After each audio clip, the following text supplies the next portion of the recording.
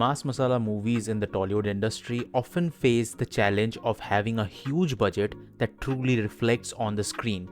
This task is very tedious, especially as the industry is struggling to maintain quality not only in visual presentation but also in writing. Every year, either SVF or Dev Entertainment Ventures both are trying their absolute best to produce such a level of grandeur where the essence is still in question. And this Pujo, they collaborated with each other to produce the magnum opus. RAGHU DAKAT is basically not an imitation but an inspiration of the character only and a presentation of that larger than life role, which doesn't have the historic accuracy but is showcased with the cinematic liberty of the director Dhruva Banerjee. This is point of view and I'll be discussing the good, the bad and the verdict in this video so you can make an informed decision about whether this movie deserves your money or not.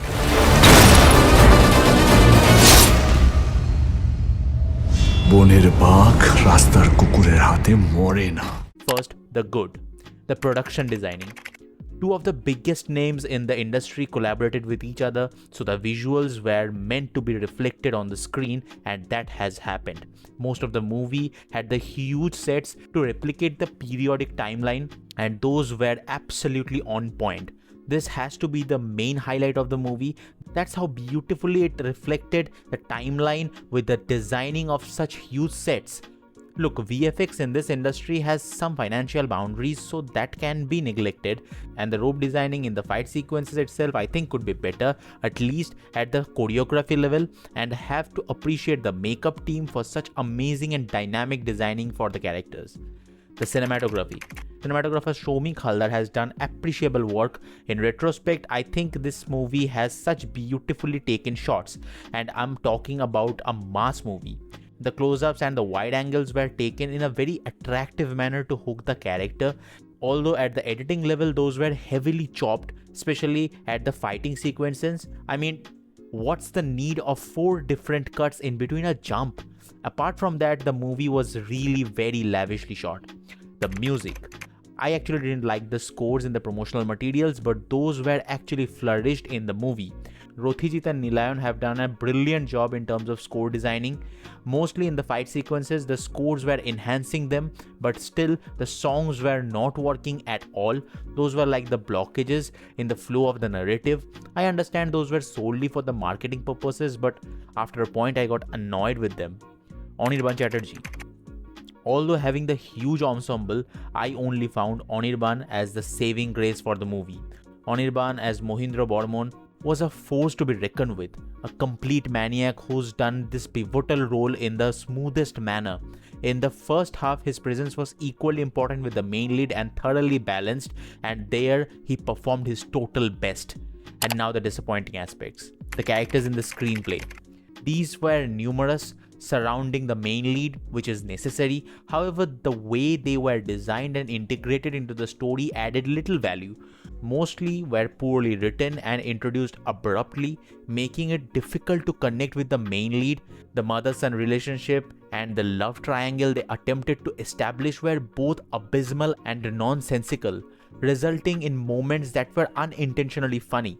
The love track will be the most bizarre introduction that I have ever seen. I was literally laughing at the execution. The limitations of Dev as an actor. This is a huge thing. I know people might hate if I got views, but Dev as an actor is very limited. And he's actually imitating the same mannerisms from the last 10 years. He can shape up to something if he's in good hands, but mostly he's doing the same throughout the years. It's the same Dev from Khadan, just with the long hair and beard. He didn't really add up anything to execute that role. This is solely my interpretation, and you can of course love him as RAGHU DAKAT. There is no harm. I'm here just stating my point of view, nothing much. Execution of the magnum opus. It's true that our industry is struggling with the gap between the vision and execution. The distance remains significant. The conviction in comparison feels quite faded. Apart from the grandeur, it was the same theme with RRR. Rajamouli took some historic characters and put them through his filter. But there was a way to showcase those characters. There is no need to emphasize execution or reactions on screen. The actions should convey enough meaning without the use of words, allowing the reactions to complete the overall process. This hyperbolic style of narration feels outdated for telling these kinds of stories. It literally kills the essence of the moments. The movie is of high quality and visually stunning compared to the other projects in this industry. It features a good score and impressive designing of moments. I have great respect for the makers and production houses for undertaking such a large scale project, and they are trying their absolute best to make a reach to the next level. They need to recognize an important point: audiences crave innovation more than just grand scale. It's unrealistic to expect viewers to feel the same affection for this movie as they did for the previous ones. The audience is evolving daily, and it's crucial for the creators to grasp this as quickly as possible. And that's the video. So what are your thoughts? If you have watched it, please let me know in the comments below. You can follow me on Instagram. The handle is pointofu9. Thank you so much for watching. See you at the point of view.